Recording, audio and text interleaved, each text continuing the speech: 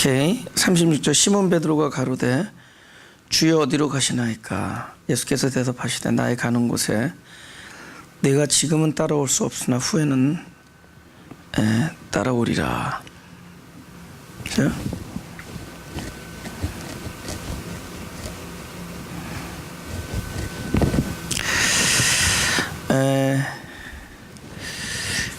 베드로에게 그런 얘기를 한다. 나중에는 네가 젊어서는 네가 원하는 곳으로 달려, 그죠? 다녔으나 늙어서는 네가 원하는 곳으로가 아니라 하나님이 인도하시는 길을 간다라는 뜻으로 말씀하십니다. 그죠? 요한복음 찾아보죠. 21장 18절인데요. 제가 읽어보겠습니다. 21장 18절.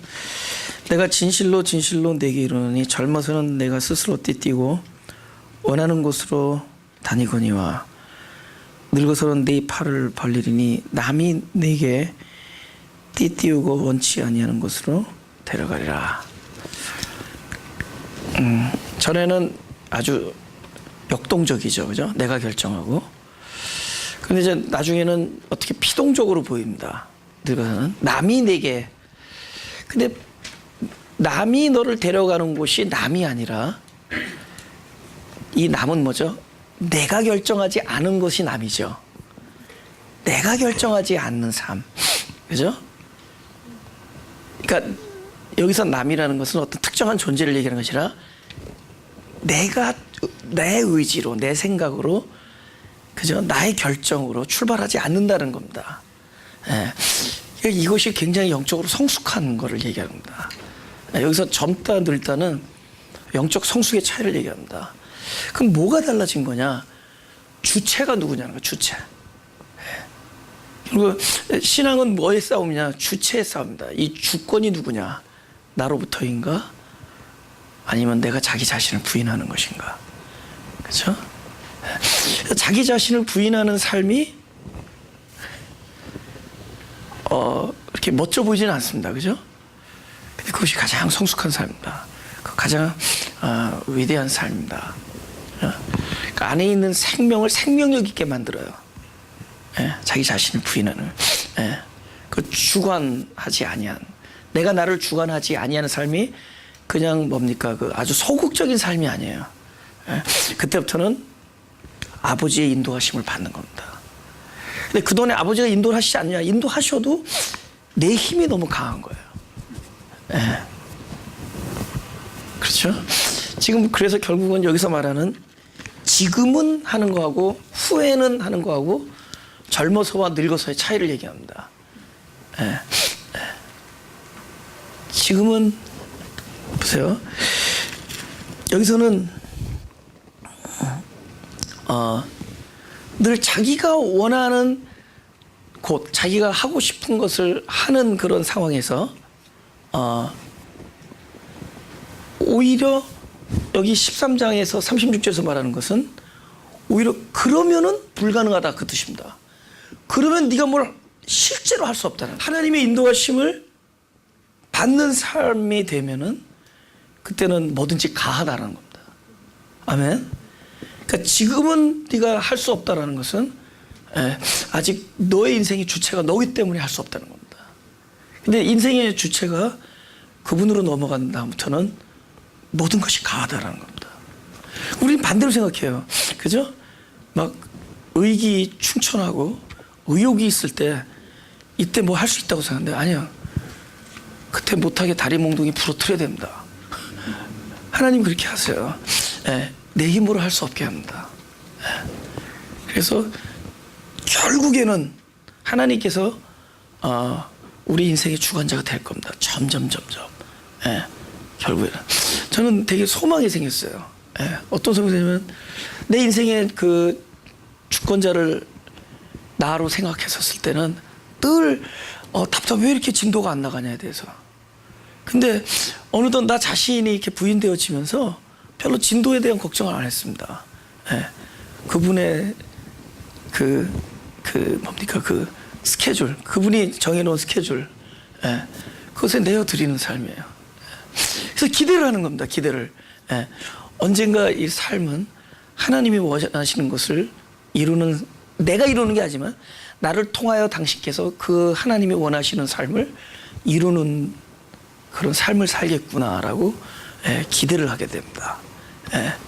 근데 이것이 내가 주권을 쥐고 있을 때는 늘 불안한 거예요. 내가 왜 아직도 이 자리에 있는 것인가? 또 그동안에 무엇을 했느냐? 이런 것에 대해서 아주 강박관념에 쌓이곤 했습니다.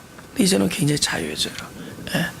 이 삶의 주권자가 하나님이시라는 걸 깨달은 다음부터 그분 안에서 모든 것이 가하다. 그런 믿음이 생깁니다. 그래서 베드로에게 그렇게 얘기합니다. 지금은 네가 할 수 없다. 너에게 너의 의욕으로도 할 수 없는 것이고 너의 어떤 의욕과 어떤 의기 충천함으로 하는 것이 아니다. 그런데 하나님의 인도하심을 받고 그분이 너의 인생의 주권자가 된 다음부터는 모든 일이 가하다라는 겁니다. 실제로 그는 담대하게 산다. 그 사람이 어린아이 앞에서 주님을 배반합니다. 그죠? 막 욕을 하고 침을 뱉고, 근데 나중에는 불과 얼마 사이에요. 얼마 차이에요. 나중에 오순절 성령 그 강림이, 그 사건이 그들에게 임하고 그 안에 막 성령 충만과 성령의 내주하심이 생기고, 그 다음에 베드로가 그 3번 울고 나서 닭이 울고 나서 그 자기 자신을 완전히 영혼이 깨어지고 자기 자신에 대한 완전한 부정이 일어나고 그의 삶의 주체가 누가 되느냐? 하나님이 바로 그 주님의 그리스도가 그의 삶의 주체가 된 다음부터는 똑같은 사람인데 완전히 달라집니다. 애들 앞에 자기 목숨을 구하려고 막 자기 주님을 배반하고 막 저주했던 베드로가 담대하게 어디서냐면 막 이스라엘 광장 앞에서, 예루살렘 광장 앞에서 외칩니다. 너희들이 십자가 못 박았다 그러면서 맞아. 그리고 실제로 순교를 해요. 똑같은 사람인데. 근데 언제 더 베드로가 더 용기 백배했느냐? 그때였어. 그때가 더. 근데 그 용기 백배했어도 안 된다. 결정적인 순간에선 도망가게 돼 있어요. 근데 결정적인 순간에 그 용기는 자기부터 나오는 것이 아니라 자기 자신에 대한 철저한 부정. 그 사람이 가장 용기 있는 사람입니다. 할렐루야. 그래서 신앙의 성숙은 사람 안에 갖고 있는 그 비장함과 그 결단과 그 용기와 의욕을 자꾸 깨트려야 돼요. 그래서 자기 자신에 대한 완전한 부정으로 밀어줘야 됩니다. 인도해야 됩니다. 근데 그때부터 용기가 나는. 이때는 나의 용기가 아니라 그분이 나를 움직이는 삶이 되기 때문에 그냥 내어드리는 거예요. 그래서 순교까지 할 수 있는 겁니다. 그렇게 용감했던 베드로가 결국 결정적인 순간에 도망가잖아요. 그죠? 근데 결정적인 순간에 자기를 내어던질 수 있는 것은 자기가 완전히 부정된 다음입니다. 내가 부정되어지면은 그때부터는 용기 있는 사람이 되는 거예요. 할렐루야. 그러니까 겁이 많아야지 용기 있는 사람이 돼요. 그래서 자기 자신에 대한 믿음이 없어야지 용기 있는 사람이 됩니다. 자기 자신에 대해서 철저한 의심이 있어야 되는 거예요. 그래서 막 의욕을 불태우게 하면 안 돼요. 막 사람들의 결단을 불러일으켜도 안 된다. 사람은 할 수 없다는 걸 끊임없이 얘기해요. 근데 그가 더 용기 있는 사람, 결정적인 순간에 목숨을 내면 돼요. 그건 사람의 힘이 아니라 철저히 그분이 나를 주관한 결과이기 때문입니다. 할렐루야. 37절 베드로가 가로되 주여 내가 지금은 어찌하여 따를 수 없나이까? 주를 위하여 내 목숨을 버리겠나이다. 예수께서 대답하신 네가 나를 위하여 내 목숨을 버리겠느냐? 지금 내 목숨을 버리겠나이다 그랬죠. 자기 긍정이죠. 지금이에요, 후예요? 지금 이 사람의 상태가 지금이죠. 지금은 뭐다고요? 따라올 수가 있다 없다. 그러니까 따라올 수가 없는다고 얘기했는데 금방 하겠다고 하죠. 이 사람이 목숨을 버리겠나이다의 마음이 없어져야지 목숨이 버려집니다. 이 사람이 목숨에 연연해서 비겁해진 것은 왜 그런 줄 아세요? 내 목숨을 버리겠나이다의 마음 때문입니다. 그 마음이 없어져야지 목숨을 버릴 수가 있어요. 왜냐하면 이 목숨은 우리의 것이 아니기 때문에 그분이 주관해야 돼요. 지금 아직도 이 사람이 지금 용기가 100배예요. 그죠? 그러니까 내가 주를 위하여 내 목숨을 버리겠나이다. 가장 정직한 대답 먼저 하세요. 주를 위하여 목숨을 버리고 싶지만 자신이 없습니다. 주를 위해서 목숨을 버리고 싶지만 저는 그 상황이 되면은 나는 연약해서 나 자신에 대해서는 아무것도 확신할 수 있는 것이 없습니다. 그럴 때 나의 용기가 되어주시고, 그럴 때 나의 믿음이 되어주시고, 내가 의지하는 것은 당신 한 분뿐이오니 나를 떠나지 마소서. 늘 그곳에 계시고 어떤 상황에서도 내가 당신의 이름을 계속 부를 수 있게 하여 주옵소서. 그게 진정한 용기입니다. 그죠? 우리 누가복음 22장을 보겠습니다.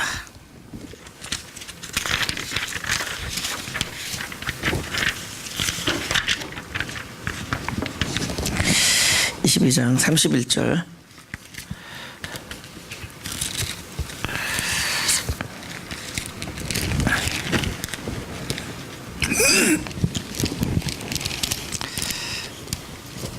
제가 읽겠습니다. 시몬아 시몬아, 이거 베드로 얘기하는 거죠. 시몬아 시몬아, 보라 사단이 밀가부르듯 하려고 너희를 청구하였으나 그러나 내가 너희를 위하여 내 믿음이 떨어지지 않기를 기도하였노니 너는 돌이킨 후에 네 형제를 굳게 하라. 33절 우리가 같이 읽어보자. 시작. 저가 말하되 주여 내가 주와 함께 오게도 죽는데도 가기를 준비하였나이다. 34절 가라사대 베드로야 내가 네게 말하노니 오늘 닭 울기 전에 네가 3번 나를 모른다고 부인하리라. 예수님이 믿음이 떨어지지 않기를 기도했는데 예수님의 기도가 약해요? 예수님의 기도가 사단이 너를 막 밀가부르듯 하려고 나한테 하는 걸 내가 알았다는 거죠. 사단이 너를 밀가부르듯 하려고. 근데 내가 너의 믿음이 떨어지지 않게 기도했다. 에? 그러면 예수님께서 기도하면은 그 기도대로 이 사람이 용기 100배 결정적인 순간에 주님을 배반하지 않아야 되는데, 그러니까는 딱 그 말 들으니까 얼마나 저게요. 자기 마음도 지금 막 자신이 충천한데, 그죠? 거기 예수님께서 야 사단이 너를 방해했는데 내가 네 믿음 떨어지지 않게 기도했다.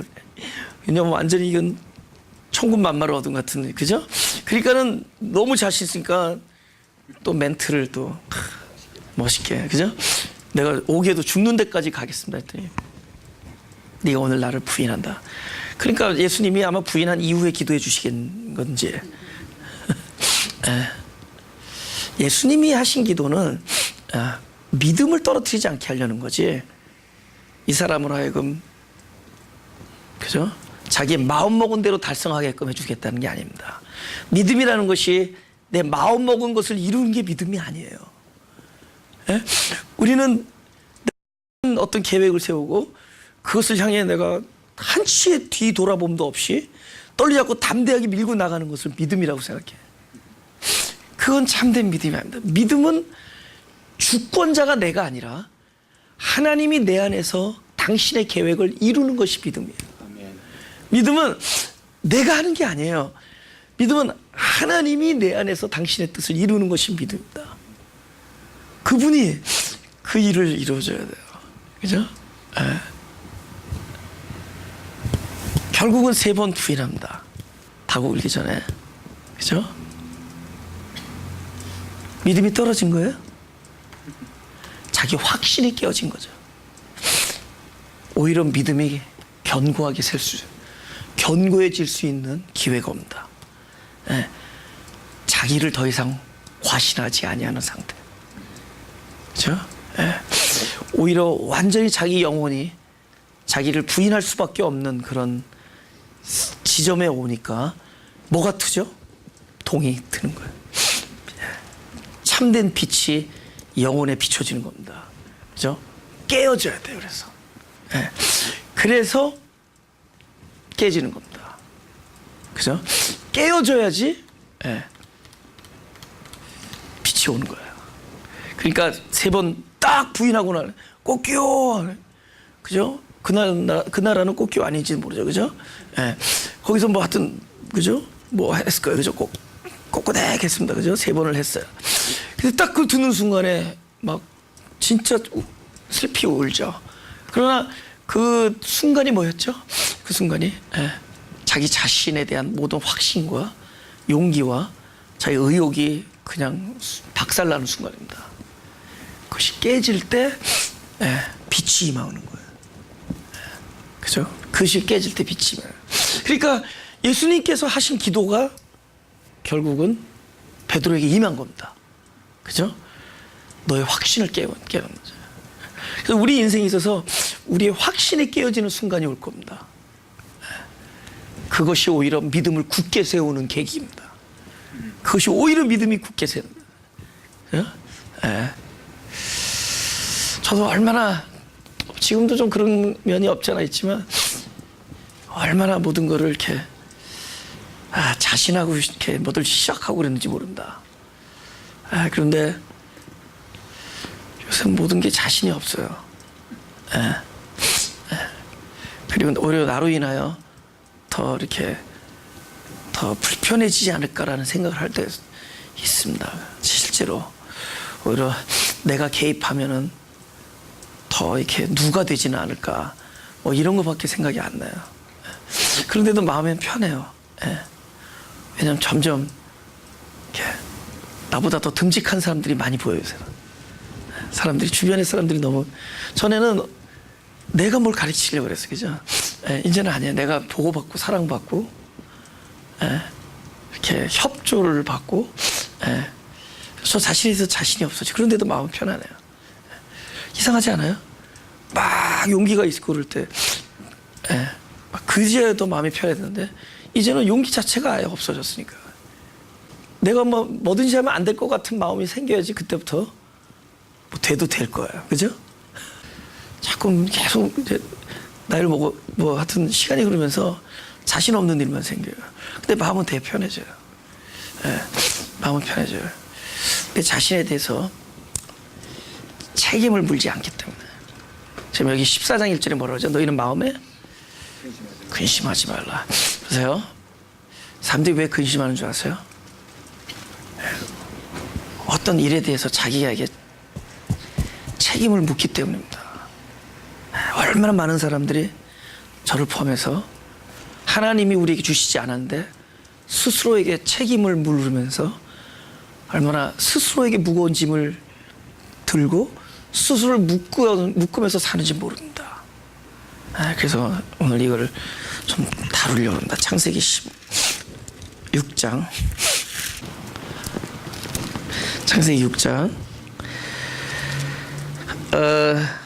17절부터 20절까지 다 같이 읽어보죠. 시작.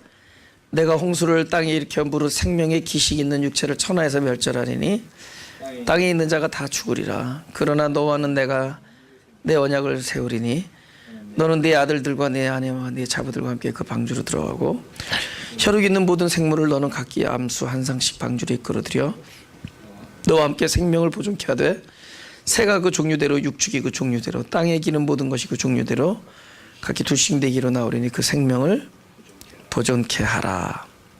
그래서 18절에 그러나 너와는 내가 뭐라고요? 여기서 어떤 단어가 탁 뜨여요. 나의 언약이라는 얘기를 하죠. 나의 언약을 내 언약을 세운다 그러죠. 그걸 15장을 보면 알 수 있습니다. 창세기 15장 8절부터 제가 읽겠습니다. 그가 가로되 주 여호와여 내가 이 땅으로 업을 삼을 줄을 무엇으로 알리까. 지금 아브라함과 하나님과의 사이에 하나님이 계속 아브라함에게 오셔서 약속을 하는 겁니다. 그죠? 그 복에 대한 약속을 해요. 그러니까 물어보는 거, 주 여호와여 내가 이 땅으로 업을 삼을 줄을 무엇으로 알리까. 그러니까 9절에 여호와께서 그에게 이르시되 나를 위하여 3년 된 암소와 3년 된 암염소와 3년 된 수양과 산비둘기와 집비둘기 새끼를 취할지니라. 아브라함이 그 모든 걸 취하여 그 중간을 쪼개고 그 쪼갠 것을 마주 대어 놓고 그 새는 쪼개지 아니하였으며 솔개가 그 사체 위에 내릴 때는 아브라함이 쫓았더라.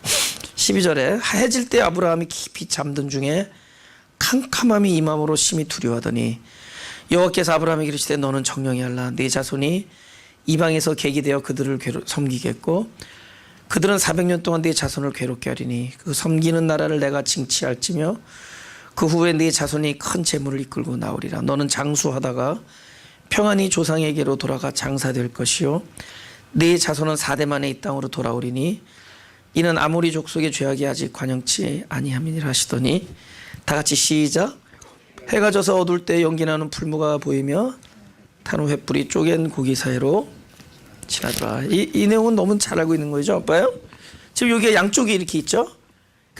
이 양쪽에 아까 말하는 그 새끼 암염소, 뭐 암소, 수양 이런 것들을 잡아다가 뭐 하냐면은 쪼개는 거예요. 그래서 이 언약이라는 단어가 베리트라는 단어가 쪼개다, 자르다 이런 뜻입니다. 쪼개다, 자르다 이런 언약이라는 단어가 그게 뭐냐면은 옛날에는 중동에서는 서로 약속을 할 때 잘 아시죠? 동물을 잡아다가 딱 각을 떠가지고 쪼갠 다음에 서로 대칭, 그죠? 대칭이라는 건 뭔지 알죠? 그죠? 뭐 드럼스틱하고 따위를 마주보게 하는 게 아니라 따위하고 따위를 마주보게 하고, 그죠? 드럼스틱끼리 마주보게 하고, 그죠? 브레스트끼리 마주보게. 그러니까 똑같은 그 오른쪽 왼쪽 거를 서로 마주보게 한다.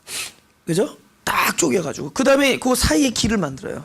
그 누가 지나가느냐? 약속을 한 당사자들이 그 사이를 지나가죠. 그러니까 무슨 뜻인 줄 알겠지? 약속이 어겨지면은 어느 꼴 된다? 이 꼴 된답니다. 약속이 어겨지면 그렇게 약속을 하는 겁니다. 우리나라는 맨날 어떻게 했어요? 피를 따가지고 손을 따가지고 피로 이렇게 혈서 쓰고 그랬잖아요, 그죠? 그 다음에 또 피를 짜가지고 또 그걸 이렇게 함께 건배하고 그랬잖아요, 그죠? 근데 이 중동에서는 언약이라는 그 단어 자체가 쪼갠다 그 뜻입니다. 자르다, 잘라내다, 쪼개다. 그러니까는 그 베리트라는 단어가 그 뭐냐면은 이게 쪼개진다는 겁니다. 죽는다는 거예요. 네. 그런데 하나님께서 아브라함 보고 딱 데려다가 너 잘 봐 이러지도 않았어요. 그냥 일방적으로 혼자서, 그것도 아브라함도 올라와야 돼. 둘이서 약속했으니까. 근데 아브라함이 보던 안 보던 있다는 말을 그분 혼자서 그냥 일방적으로 지나가 버리죠, 그죠? 그러면은 어떤 일이 있어도 아브라함이 쪼개질 일이 있다 없다? 있다 없다? 하나님과 우리 사이의 언약에 하나님과 나는 언약으로 묶인 거예요. 우리가 이 건물에 있는 거 다 이거 계약으로 서로 묶여 있듯이 약속으로 하나님과 우리 사이도 약속으로 서로 묶여 있지만 거기에서 하나님이 우리를 함께 걸어가지 않겠다는 얘기는 우리가 어떤 상황이 나더라도 우리가 쪼개질 일이 있다 없다?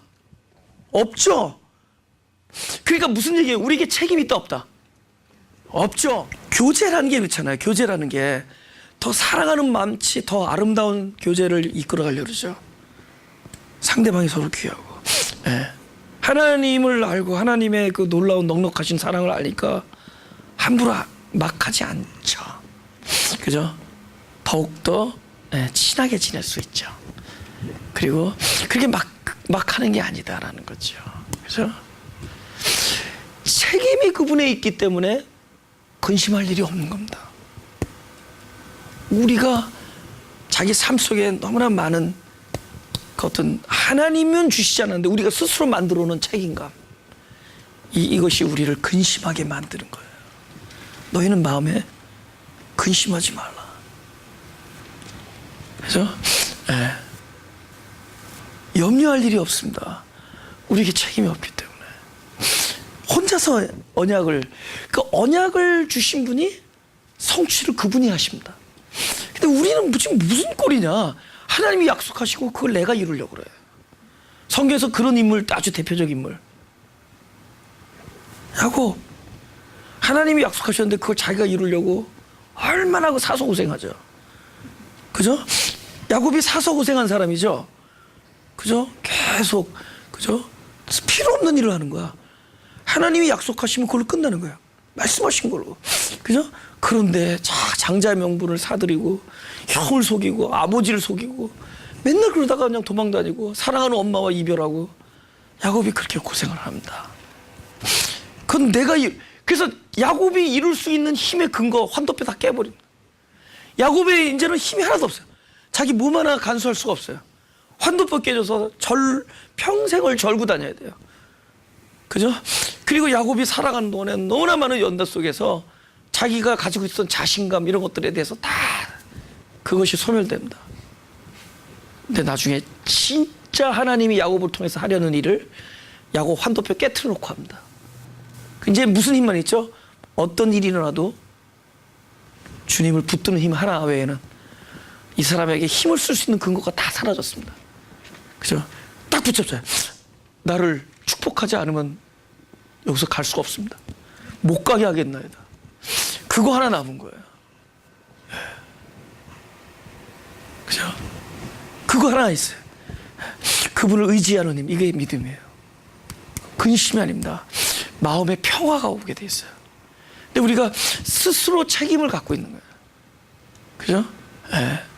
제가 이렇게 맡겨준 영혼인데 저들을 잘 양육하고 뭐 이런 생각했는데 내가 지금 나를 양육하기 너무 바빠 죽겠어요. 예? 근데 알았어요. 내가 오늘 하나님이 이 터에 나를 던져주시고 하나님이 열심히 나를 양육하면서 동시에 나를 양육하는 동시에 많은 성도들 한꺼번에 하나님께서 이렇게 섬기는 걸 제가 압니다. 이 일은 하나님께 성취할 거예요. 하나님이 우리에게 주신 많은 약속들은 성취될 거예요. 만약에 그렇게 안 되면은 하나님 스스로 당신을 쪼개겠다고 거기를 지나가신 겁니다. 근데 하나님이 뭐 스스로 쪼개질려 하겠어요? 전지하시고 전능하시고 반드시 약속을 이루는 분이 여러분과 저에게 하신 약속, 또 마음이 가난한 사람들의 교회를 세우시고 그 교회를 향한 하나님의 약속과 계획은 반드시 하나님에 의해서 성취될 겁니다. 이 모든 것의 책임은 하나님에 있어요. 그러니까 하나님이 스스로 사명을 가지신 겁니다. 사람에게 사명이 없어요. 그죠? 제가 전에도 말씀드렸지만 성경에 사명이라고 번역되어 있는 딱 두 군데가 있습니다. 그죠? 딱 그 두 단어 나와요. 근데 그거 외에는 사명이라는 단어가 없습니다. 근데 그 단어도 원어를 보니까 사명이 아니야. 무슨 직분 이런 건데 우리가 사명이라는 단어 너무 좋아져요. 그죠? 대사명. 그러니까 우리가 거기에 번역을 그렇게 한 것 뿐입니다. 그죠? 왜냐면 이것에 대한 책임, 사명은 하나님이야. 그 미션은 하나님한테 있는 거예요. 하나님 하시. 우리는 하나님이 하시는 일을 보는 겁니다. 하나님이 언약을 이루어 나가는 거를 소망하면서 사는 사람들이에요. 그게 믿음이고 어쩌면 그게 사명일 겁니다. 하나님이 당신의 사명을 이루시는 것을 우린 기대하면서 가는 거예요. 너희는 가만히 있거라. 너희는 가만히 있어 여호와가 너희를 위해서 싸우는 것을 볼지어다. 그죠? 우리는 하나님이 하시는 걸 볼 거예요. 너희는 마음에 근심하지 말라. 그죠? 우리는 그 일을 내가 이루겠다고 절대로 할 수 없다. 그 나를 위해 목숨을 버리라는 그 용기와 그 자신감이 깨어져만이 목숨이 버려질 수가 있습니다. 그 마음을 가지고 있는 한 절대로 목숨을 버릴 수가 없다. 지금은 왜? 따라갈 수가 없다.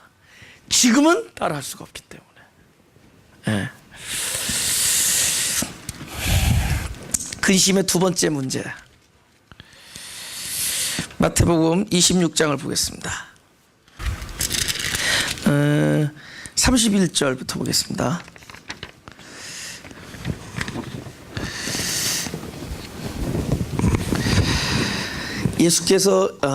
때에 예수께서 제자들에게 이르시되 오늘 밤에 너희가 다 나를 버리리라. 기록된 바 내가 목자를 치리니 양의 떼가 흩어지리라 하였느니라. 그러나 내가 살아난 후에 너희보다 먼저 갈릴리로 가리라. 다 같이 33절 시작. 베드로가 대답하여 가로되 다 주를 버릴지라도 나는 언제든지 버리지 않겠나이다. 34절 다 같이 시작. 예수께서 가라사대 내가 진실로 진실로 네게 이르노니 오늘 밤 다 울기 전에 네가 3번 나를 부인하리라. 여기서 그 버린다는 단어 있죠. 오늘 밤에 너희가 나를 버릴 것이다. 이게 다른 뜻이 또 있습니다.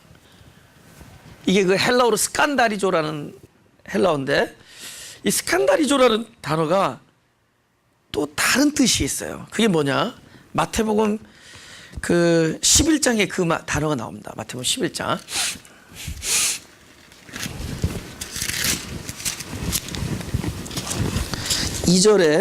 2절부터 6절까지 내가 읽겠습니다.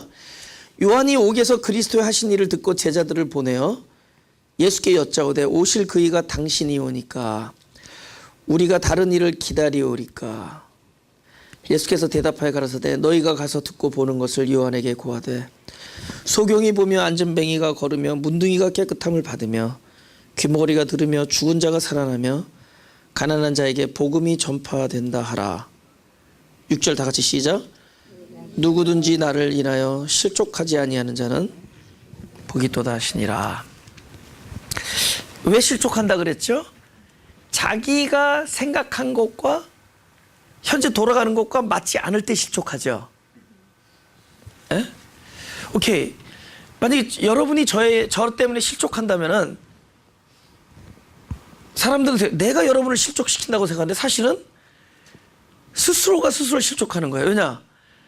자기가 나한테 걸었던 기대와 실제 나의 모습이 다르니까. 그러면 나는 처음에는 잘하다가 나중에 못했나요? 나는 똑같았어요. 그죠? 근데 나는 똑같았는데 어떤 문제가 있죠? 나는 똑같았는데 내 모습을 바로 보지 못하고 저 사람은 이럴 것이다라고 생각했는데 나중에 보니까 아닌 거거든. 그러니까 내가 그 사람을 실족시킨 게 아니라 나에 대해서 잘못 알고 있는 그 자신이 자신을 실족하는 거예요. 여기 예수님께서 왜 실족이라는 단어를 쓰느냐, 왜 그런 단어를 말하느냐, 요한에게 가서 얘기하라는 거예요. 내가 어떻게 살아왔느냐. 나는 원래 가난한 자에게 복음을 전하고 문둥이가 걸으며, 아니 안진뱅이가 걸으며, 문둥병자가 고침을 받고 소경의 눈을 뜨고, 나는 실제로 그런 일을 하려고 온 거예요. 그래, 그 사람들은 어떤 메시아, 그들이 기다렸던 메시아는 그 정도 일 가지고는 양이 안 차죠. 뭐를 기대했었죠? 아, 저분이 메시아다 할 때 그들이 뭘 기대했죠? 이 나라를 구해줄 걸 기대했어요. 외적인 이 어떤 그 진짜 외적인 통치를 원했다. 근데 그분은 통치자로 온 게 아니라 대속의 양으로 왔어요. 우리를 위해 십자가에서 목숨을 버려야 되는 대속의 양으로 왔습니다. 예.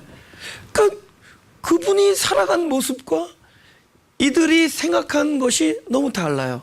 그러니까 예수님은 원래 그런 계획을 가지고 와서 그 삶을 살았는데 그 예수님의 삶의 계획을 사람들이 잘못 알고 있다가 그것이 아니니까 스스로 실족하죠. 그러니까 예수님께서 내가 하는 것을 보고 그대로 얘기하고 나로 인하여 실족하지 아니하는 자가 복이 있도다, 이런 얘기를 합니다. 그죠? 그러면서 누구든지 뭐가 너를 실족해 하거든. 너의 눈이. 그 눈을 찍어버려. 결국 무슨 뜻이죠? 너를 실족해 하는 건 너의 눈이지 주님이 아니라는 거죠. 이 실족하다라는 단어가 아까 마태복음 26장에 오늘 밤에 너희가 다 나를 버리리라, 그 뜻입니다. 그들이 왜 버리는 거죠? 실족되기 때문에. 왜 실족하죠? 그들이 생각했던 주님의 반응은 그것이 아니기 때문에. 그들은 주님을 잡으러 올 때 주님의 권능, 나사로를 살렸던 권능으로, 오병이어의 기적으로, 그렇죠? 그분이 말씀만 하시면 되었던 그 권능을 발휘해서 예수님을 잡으러 오는 세력을 일거에 물리칠 것을 기대했죠. 근데 예수님이 힘없이 끌려가는, 힘없이 결박당하는 모습을 보고 그들 스스로의 눈이 그들을 실족해 하죠. 그래서 그 실족이 뭘로 연결돼요? 결국은 예수님을 버리게 되고 도망가게 되는 겁니다. 그죠? 이들이 도망간 거는 결국은 실족의 결과인데, 실족이란 게 뭐냐? 내가 주님을 아는 것과 주님의 실제와 다를 때 그것이 늘 나로 실족해 한다면 사람들이 왜 근심하느냐? 주님이 나에게 해주시려는 것과 내가 주님에 대해서 아는 것과 다르기 때문에 근심을 하고 실망을 하고 실족을 하는 겁니다. 우리가 그분을 바로 알면은 실족하지 않습니다. 그분을 바로 알면은 근심하지 않는다. 아멘. 우리를 근심케 하는 것은 우리가 주님의 나를 향한 계획과 뜻을 우리가 전혀 모르고 내가 스스로 세워놓은 계획들이 나를 근심하게 만드는 겁니다. 근데 어느 날 알게 되면은 해방돼. 뭔 줄 아세요? 그분이 나에게 이런저런 일을 맡기거나 이런저런 일을 강요하거나 이런저런 일을 지금 기대하고 있지 않다는 걸 알게 됩니다. 그분이 뭘 알게 되느냐? 그분이 나 자체를 너무 사랑한다는 걸 알겠어요. 너로 인해 내 기쁨을 어떻게 하지 못한다? 이기지 못한다. 그분이 그래서 어떤 나로요? 그냥 너로. 그죠? 말 잘 듣는 너로 인하여 기쁨. 너 그러지 않습니다. 그냥 너로 인하여 기쁨을 이기지 못하겠다. 어느 날 그걸 알게 돼요. 점점 주님을 알아가는 것이 우리를 근심으로부터 해방케 하는 겁니다. 우리가 왜 근심하느냐? 실제 사실과 내가 알고 있는 사실이 다르기 때문에 근심합니다. 우리가 괜히 잘못 알고 있는 이야기들. 그렇죠? 그렇지 않다라는 겁니다. 첫째 근심은 우리가 스스로가 책임이 있다고 여기기 때문에 근심하는 거고, 둘째는 실제로 주님의 마음을 우리가 잘 모르기 때문에 근심한다. 너희는 마음에 근심하지 말라. 그죠? 너희가 오늘 밤 나로 인하여 실족하리라. 그 뜻입니다. 너희가 나를 버리라는 얘기도 되지만 너희가 오늘 밤 나로 인하여 실족하리라. 내가 힘없이 로마 병정에게 잡혀갈 때, 힘없이 대제사장들의 하속들에게 끌려갈 때 너희가 나로 인하여 실족하지만 너를 실족해 하는 것은 내가 아니라 나의 계획과 나의 뜻을 잘못 알고 있는 너희의 지식과 너의 관념이다. 그래서 우리의 지식과 관념이 우리를 실족해 하고 우리를 근심케 한다면, 우리는 주님을 바로 아는 것이 우리의 정답이라면, 주님을 바로 아는 것은 무엇이죠? 역시 내가 알고 있는 것을 부정할 때 바로 알게 됩니다. 내가 뭘 알고 있다는 것을 끊임없이 부정할 때야 주님을 바로 알게 됩니다. 제가 왜 이런 말씀 드리냐면, 오늘 내가 각을 세워서 성경의 번역이 이거고 이것이 해석이고 이것이 하나님의 주신 말씀 막 주장하는 순간에 더 중요한 많은 것을 놓치고 있다는 걸 깨달았습니다. 에? 그 많은 걸 놓치는 게 뭐냐? 하나님이 성경을 통해서 우리에게 주시고자 하는, 먼저 성경을 말씀을 전하는 나에게, 그분이 나에게 생명의 양식이 되어서 먼저 나에게 영의 양식이 되어서 나를 건강케 하고 나를 성숙케 하고 나로 그분이 가지고 있는 성품을 내 안에 담아놓기 위한 것이고, 또 내가 그 말씀을 전했을 때 여러분들 또한 가장 중요한 영의 양식이 들어가서 자기를 겸손히, 자기를 낮게, 다른 사람을 귀하게 여기고 마른 사람을 용서하고 이해하고 사랑하며 섬기며 사는 사람으로 만들려는 것이 하나님의 진정한 뜻인데, 중요한 건 뭐냐? 그 양식을 우리 안에 들어갔을 때 그 모든 생명의 양식의 결과, 아가페, 사랑, 헌신, 겸손, 용서, 이거가 있느냐 없느냐가 중요해. 생명이냐가 중요하지. 그래서 보면은 뭐 이것만 맞다 틀렸다 막 이렇게 하다 보면은 밤낮 그 사람의 기쁨과 평강과 사랑이 없어요. 닮아 싸우면서 변론만 하고 언쟁만, 그러죠? 논쟁만 하고 맨날 각을 세우면서 살아야 된다. 옳지 않다라고 부정할 수 있을 때 오히려 입술 통하여 전해지는 말씀이 훨씬 더 진리적이 될 수 있다라는 겁니다. 14장 요거만 읽고 마치죠. 하나님을 믿으니 또 나를 믿으라. 이거죠. 너는 마음에 근심하지 말라.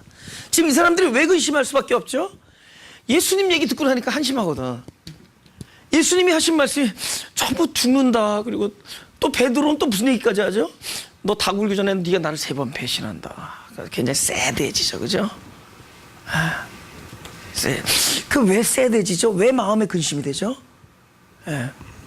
주님의 뜻과 우리가 알고 있는 것과 다르기 때문에.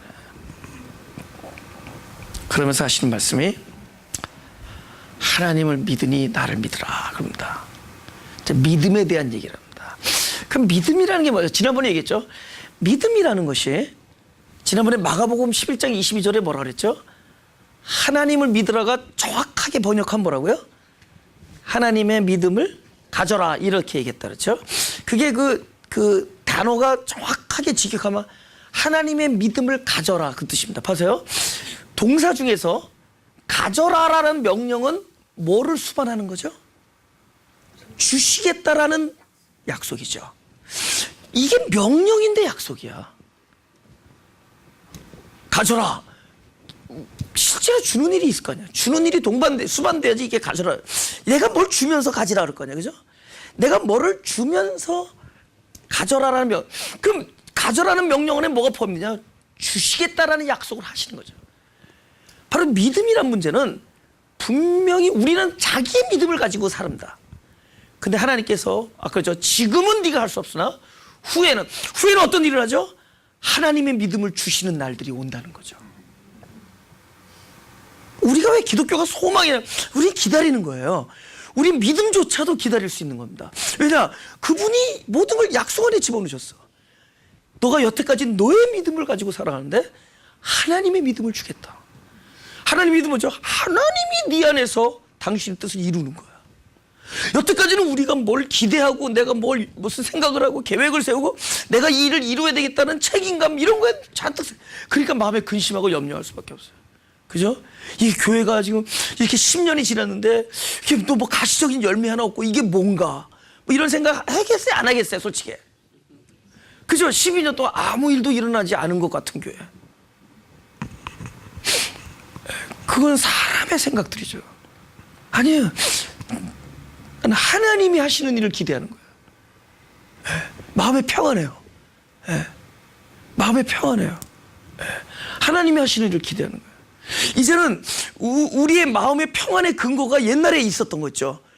눈앞에 보이는 안정, 재정적인 안정, 사람들의 호응 뭐 이런 것들을 생각하면서 안정감을 거기서 누렸습니다. 그리고 그걸 기대하면서 그것이 따라줬을 때 하나님이 복을 준다고 여겼고 그것이 기대와 어긋날 때 이게 뭔가 잘못됐나 그래서 집에 와서 자꾸 자기를 살펴보고 근데 이제는 그로부터 자유해졌어요. 자유해지는 거예요. 이거는 결국은 하나님께서 이루시는 일이기 때문에 하나님이 당신의 스케줄에 맞춰서 하는 거예요. 그래서 네가 지금은 따라올 수 없으나 후에는 따라온다. 그 얘기를 하는 거예요. 지금은 아니지만 후에는 젊어서는 그랬지만 늙어서는 마침내 복을 주리라 하십니다. 할렐루야. 마침내야 마침내. 그 단어가 마지막 날로 번역될 때도 있습니다. 나중에 그 종말로 마지막 날에 그게 사실은 마침내라는 뜻이 이게 통하는 거예요. 하나님의 궁극적인 목표는 마침내 너희들에게 복을 주는 것이다. 근데 그 일을 누가 이루느냐? 하나님이 이루시는 거예요. 그러니까 그분이 이루시는 것이다. 할렐루야. 그래서 우리가 하나님의 믿음을 주시겠다. 하나님의 믿음을 받아야지만이 우리가 믿음의 삶을 살 수가 있어요. 그죠? 이거 우리가 어떻게 할 수 있는 문제가 아니에요.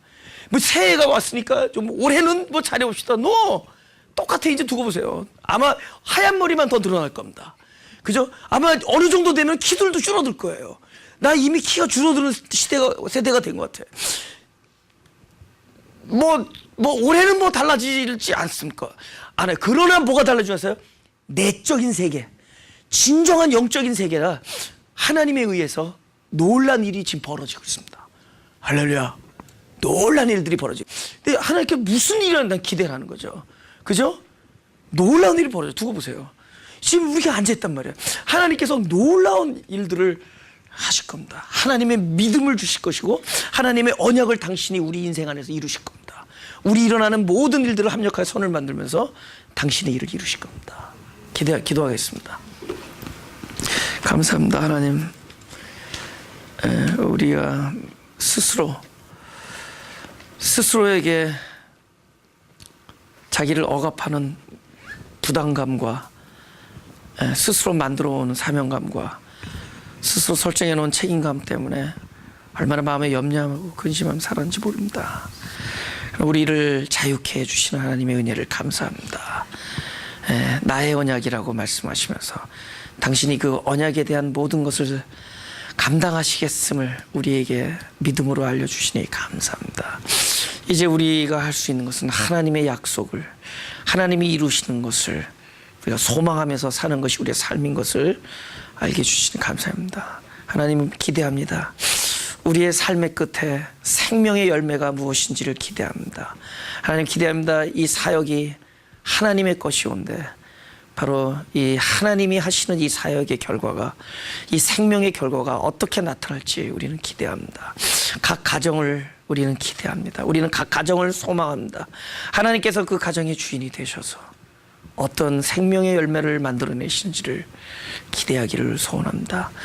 우리는 지금 당장의 눈앞에 예수님이 끌려가고 나의 용기가 무너지고 주님의 약속했던 의리가 처절하게 깨어지고 주님을 배신할 수밖에 없는 상황이 내 눈앞에 벌어지는 상황에서도 주님께서는 우리에게 친절하게 근심하지 말라, 내가 너에게 하나님의 믿음을 주시겠다라는 그 언약을 받은 자리에 있사오니, 지금 내 눈앞에 돌아가는, 또 내 눈앞에 우리를 실망할 수밖에 없는, 나를 실족해 할 수밖에 없는 이 많은 일들 속에서도 마음에 근심하지 아니하는, 마음에 근심할 필요가 없는 바로 주님의 인도하심과 보호를 믿는 마음으로 살아갈 수 있게 하여 주옵소서.